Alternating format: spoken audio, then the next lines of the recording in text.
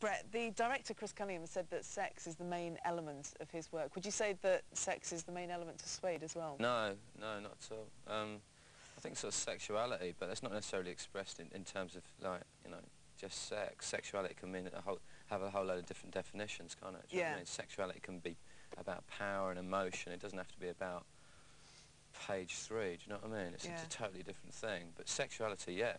Is that still the one thing that consumes you when you're with the lyrics and stuff that you're trying to portray? But like I say, it's a very broad definition. Like music, you know, pop music is, you know, it's a raw emotion in the same way that sex is, and it comes from the same place, you know. I quite often get the horn when I'm singing, actually. Do you? Yeah.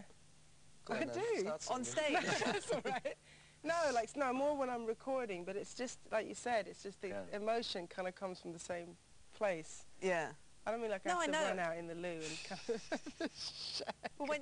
Yeah. Yeah. The middle 8, I'm just nipping out. It's late night. But what do you two? What, get the horn when I'm get the singing? horn when you sing, when you're on stage. Big hard on, like. Yeah. I've heard of certain pop stars. No. You know what? No.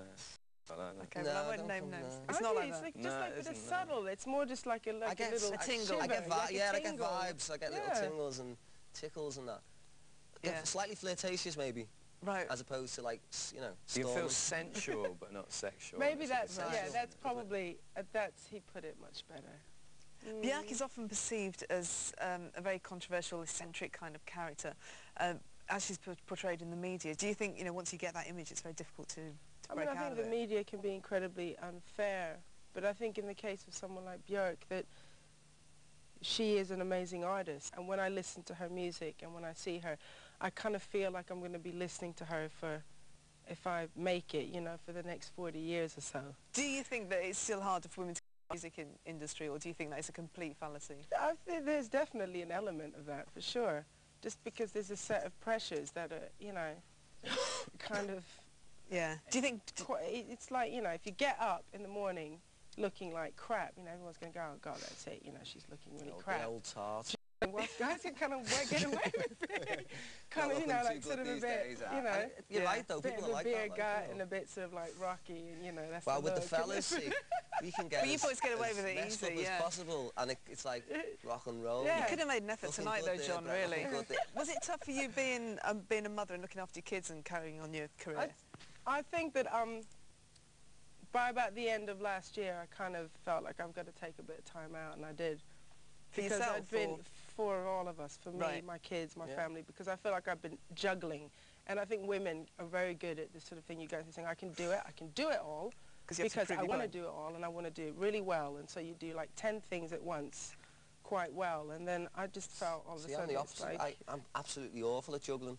I can focus on something and I do it, like, you know what I mean, but at the moment... Because you're a dad as well, and people don't particularly think about, oh, well, he's a father and he has to go out on tour and you'll miss his kids. Yeah, it's just a bit more of a schizophrenic lifestyle, you know. It is very schizo. It's like 1 minute I'm here, I'm with the band, the entourage, and then I'm home changing nappies. When you're faced with going out on, say, on tour around America for 3 months and you've got kids at home. This is how it was when we started, you know, the relationship, and anyway, me and my wife, Belinda, like, you know. So we knew the score, we know how it is, and this is how I'm going to be, and it's kind of the baby was born in that environment, so...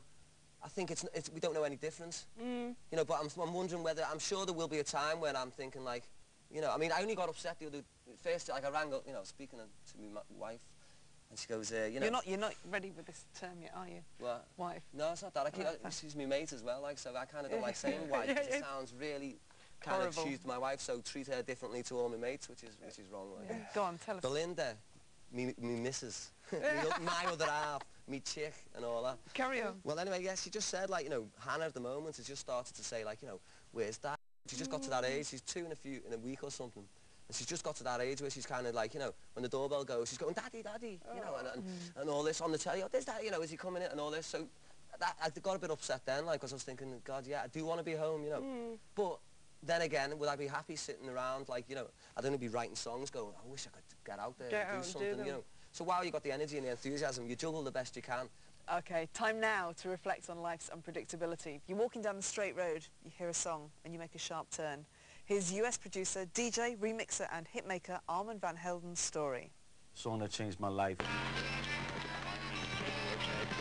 Brett, what was the sonic catalyst that changed your life? I don't think it was like any one sort of song really. The only thing I could say that completely turned my life upside down was probably punk and the Pistols. Probably never mind the Bollocks specifically, which is as soon as I get, you know, like I kind of spent years and years sort of like listening to my dad's classical music and like going, oh, I don't like this, you know what I mean? And kind of like some mates all playing with Sex Pistols, and that was it, you know. It was just something of my own, like we were talking about earlier. It gave you your own identity, and it sort of said something about you at the time, and it, you know, it was what you were, and it gave you this little badge to wear and this little suit of armour to walk through life and say that this is me, you know what I mean? And yeah, Sex Pistols. Neneh, what song shaped your destiny? I'm sort of feeling a bit like you know, that there's a lot of things. Read my crib sheet. Yeah, I'm going to give it to me.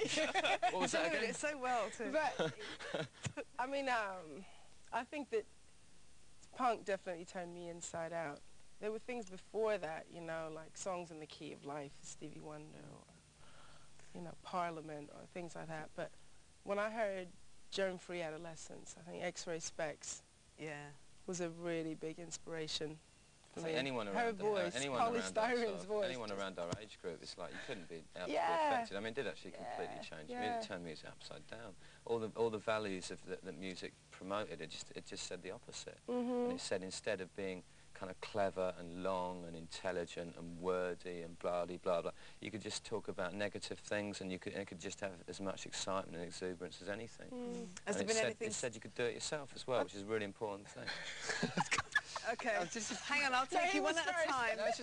He'll go on though. He's on his own working yet. Very quickly to the point here. I was just come back to me, like, because it wasn't punk, but I remember like 11 specials and all the two-tone movement, you know, getting my head shaved, and just that kind of, all that movement was probably the first thing I really kind of got into. Because I think when you're a kid, you're just running with the crowd. You're trying to find your way, and you're running with the crowd. You know what I mean? Because you want to fit in, but you kind of need to belong somewhere as well. When you're young, you know, you kind of. I kind of missed the punk thing, like, you know, although I've re-looked at it, like, you know. Okay, take a toilet break now, because in part 2 we're going to be discussing the history of the verb, twisting tenderly to electronic and getting shocked senseless with an exclusive showing of Ash's highly controversial band video.